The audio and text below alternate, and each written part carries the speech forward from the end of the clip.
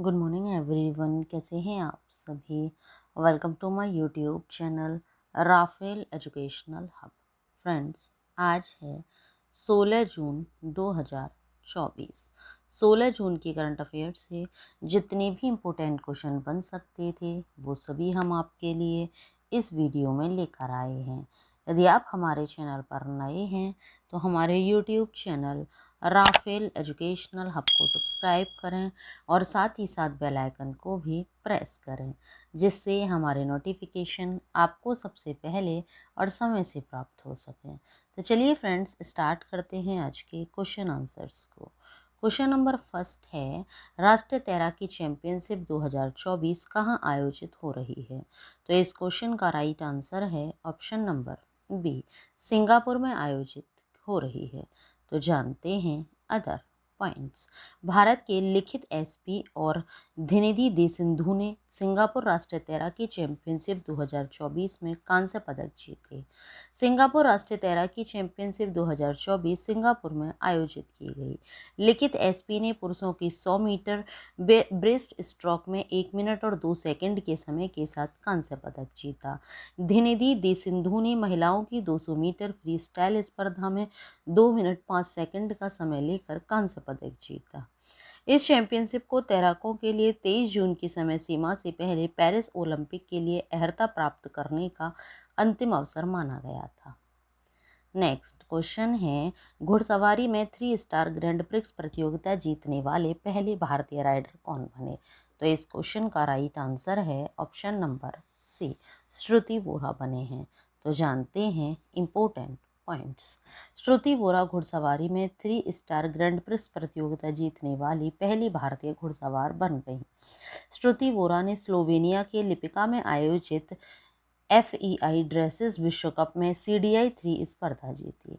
उन्होंने 67.761 अंक प्राप्त किए, जो मोल्दोवा की तातियाना एंटोनेको से आगे रहीं, जिन्होंने 66.552 अंक प्राप्त किए।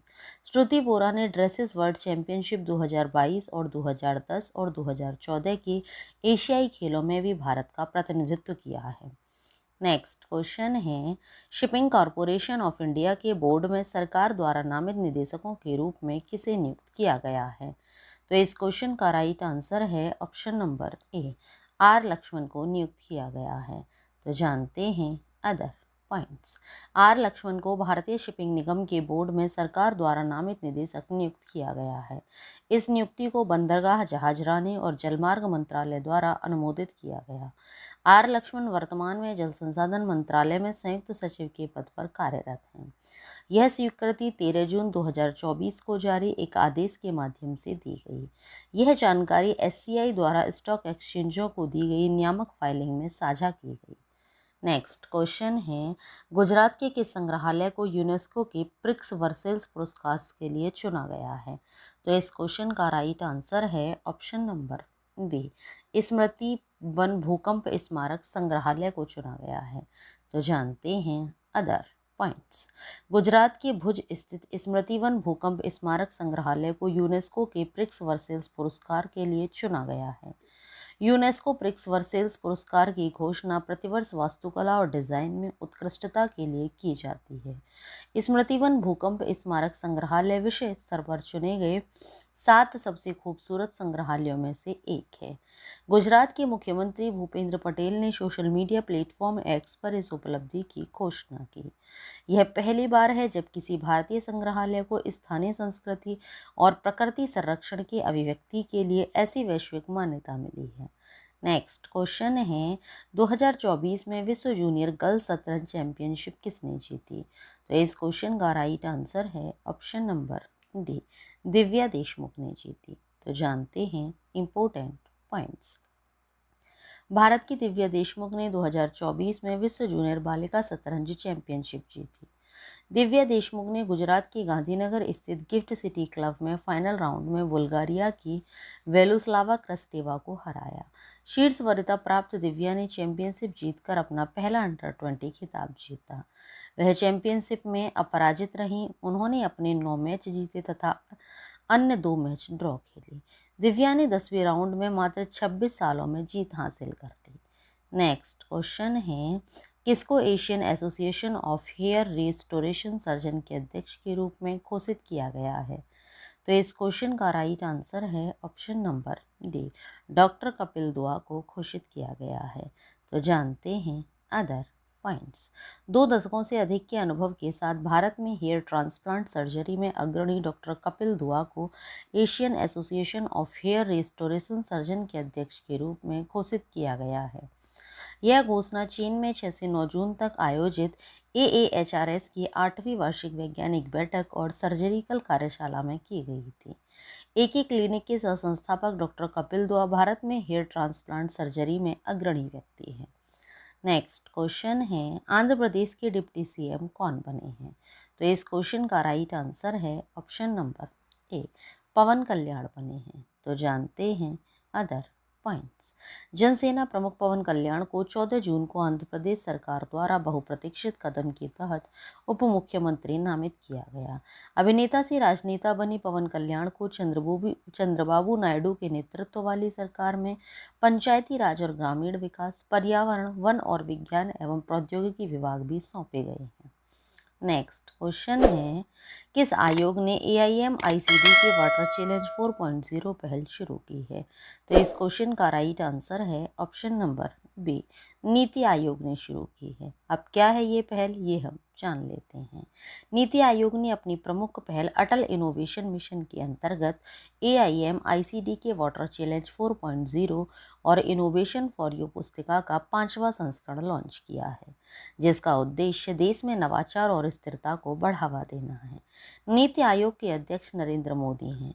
स्थापना इसकी 1 जनवरी 2015 को हुई और CEO VVR सुब्रमण्यम है। नेक्स्ट क्वेश्चन है, दक्षिण अफ्रीका के राष्ट्रपति सिरिल रामफोसा कौन से कार्यकाल के लिए पुनः निर्वाचित हुए हैं?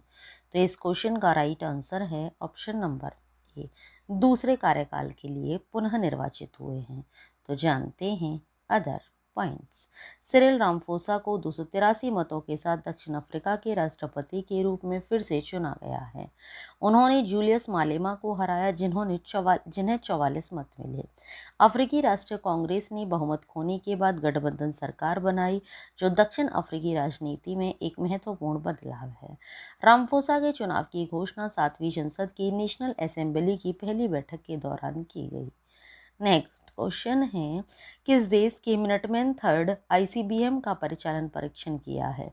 तो इस क्वेश्चन का राइट आंसर है ऑप्शन नंबर सी, अमेरिका ने किया है। तो जानते हैं अदर पॉइंट्स। संयुक्त राज्य अमेरिका की वायुसेना ने वेंडेनबर्ग स्पेस फोर्स से 7 महीनों में पहला ICBM परीक्षण लॉन्च किया, जिसमें मिसाइल 4200 मील से अधिक की दूरी तय करके मार्शल द्वीप तक पहुंची। LGM-30 मिनटमैन एक अमेरिकी भूमि आधारित अंतर महाद्वीपीय बैलिस्टिक मिसाइल है, जो वायुसेना ग्लोबल स्ट्राइक कमांड के साथ सेवा में है। निर्माता इसके बोइंग है। नेक्स्ट क्वेश्चन है, भारत IORA क्रूज पर्यटन सम्मेलन कहाँ संपन्न हुआ है? तो इस क्वेश्चन का राइट आंसर है ऑप्शन नंबर ए, नई दिल्ली में संपन्न हुआ है। तो जानते हैं अदर पॉइंट्स।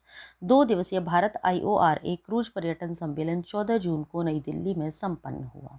सम्मेलन में Hind Mahasagar rim association, Bangladesh, Kenya, Madagascar, Maldives, Mozambique, Sri Lanka, दक्षिण अफ्रीका, सेशेल्स और तंजानिया सहित IORA सदस्य देशों के अधिकारियों और विशेषज्ञों ने भाग लिया। इंडियन ओशन रिम एसोसिएशन एक गतिशील अंतर सरकारी संगठन है, जिसका उद्देश्य अपने 22 सदस्य देशों और 10 संवाद भागीदारों के माध्यम से हिंद महासागर क्षेत्र में क्षेत्रीय सहयोग और सतत विकास को मजबूत करना है। नेक्स्ट क्वेश्चन है, भारत दुनिया का कौन सा सबसे बड़ा नाइट्रस ऑक्साइड उत्सर्जक बन गया है? तो इस क्वेश्चन का राइट आंसर है ऑप्शन नंबर बी, दूसरा सबसे बड़ा नाइट्रस ऑक्साइड उत्सर्जक बन गया है। तो जानते हैं इम्पोर्टेंट पॉइंट्स। भारत विश्व में नाइट्रस ऑक्साइड का दूसरा सबसे बड़ा स्रोत है, जो एक ग्रीन हाउस गैस है जो कार्बन डाइऑक्साइड की तुलना में वायुमंडल को कहीं अधिक गर्म करती है। वर्ष 2020 में ऐसे वैश्विक मानव निर्मित उत्सर्जनों में लगभग 11% भारत से था तथा 16% चीन से था। 12 जून को earth system science data journal में प्रकाशित N2O उत्सर्जन के वैश्विक आकलन के अनुसार इन उत्सर्जनों का प्रमुख स्रोत और उर्वरक का उपयोग है। नेक्स्ट क्वेश्चन है, हाल ही में किसने भोपाल में प्रधानमंत्री श्री पर्यटन हवाई सेवा का शुभारंभ किया है? तो इस क्वेश्चन का राइट आंसर है option number B, Mohan Yadav ने किया है। तो जानते हैं अदर पॉइंट्स। मध्य प्रदेश के मुख्यमंत्री मोहन यादव ने 13 जून को राज्य की राजधानी भोपाल के राजा भोज अंतर्राष्ट्रीय हवाई अड्डे से पर्यटन को बढ़ावा देने के लिए एक अंतर्राज्यीय हवाई सेवा का शुभारंभ किया। इसे पीएम श्री पर्यटन वायु सेवा कहा जाता है और पहली उड़ान को राजधानी भोपाल से जबलपुर के लिए हरी झंडी दिखाई गई।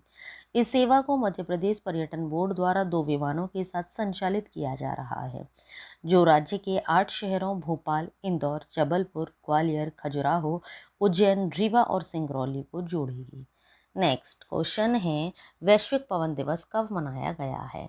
तो इस क्वेश्चन का राइट आंसर है ऑप्शन नंबर ए, 15 जून को मनाया गया है। यह दिवस क्यों मनाया जाता है, क्या उद्देश्य है, ये पॉइंट्स हम जान लेते हैं। यह पवन ऊर्जा एक वैकल्पिक, स्वच्छ और नवीकरणीय ऊर्जा प्रणाली को बढ़ावा देने के लिए 2007 से प्रतिवर्ष मनाया जाता है। भारत सरकार के नवीन और नवीकरणीय ऊर्जा मंत्रालय ने वर्ष 2030 तक 500 गीगावाट नवीकरणीय ऊर्जा क्षमता और 2070 तक नेट जीरो हासिल करने का लक्ष्य रखा है। कैबिनेट मंत्री प्रहलाद वेंकटेश जोशी हैं। प्रदीप कुमार दास सीएमडी इरेडा के हैं। नेक्स्ट क्वेश्चन है, और आज की वीडियो का लास्ट क्वेश्चन भी है, G7 देशों ने यूक्रेन को कितने बिलियन डॉलर का लोन देने पर सहमति जताई है? तो इस क्वेश्चन का राइट आंसर है option number D, 50 billion dollar देने की। तो जानते हैं अदर पॉइंट्स। G7 के प्रमुख देशों के नेताओं ने यूक्रेन को 50 बिलियन डॉलर का लोन देने के लिए एक रूपरेखा समझौते पर सहमति व्यक्त की। इसमें 2022 में मॉस्को द्वारा अपने पड़ोसी पर आक्रमण करने के बाद फ्रीज की गई रूसी संपत्तियों से ब्याज का उपयोग किया जाएगा। यह राजनीतिक समझौता दक्षिणी इटली में G7 नेताओं के वार्षिक शिखर सम्मेलन के उद्घाटन के दिन हुआ। इसमें यूक्रेन के राष्ट्रपति वोलोडिमिर जेलेंस्की ने लगातार दूसरे साल भाग लिया। तो ये था फ्रेंड्स आज का हमारा वीडियो। आप सभी को हमारा वीडियो कैसा लगा हमें नीचे कमेंट बॉक्स में कमेंट करके ज़रूर बताएं। यदि आप सभी को हमारा वीडियो अच्छा लगा हो, यूज़फुल लगा हो, तो हमारे वीडियो को लाइक करें और ज़्यादा से ज़्यादा लोगों को शेयर भी करें। यदि आप सभी लोगों ने करंट अफेयर के प्रीवियस वीडियो नहीं देखे हैं तो नीचे डिस्क्रिप्शन में लिंक दिया हुआ है, आप हमारे दिए हुए लिंक पर क्लिक करके करंट अफेयर के प्रीवियस वीडियो देख सकते हैं। ये वीडियोस आप सभी के लिए हर एग्ज़ाम की दृष्टि से काफ़ी यूज़फुल भी हैं। Thanks for watching video friends.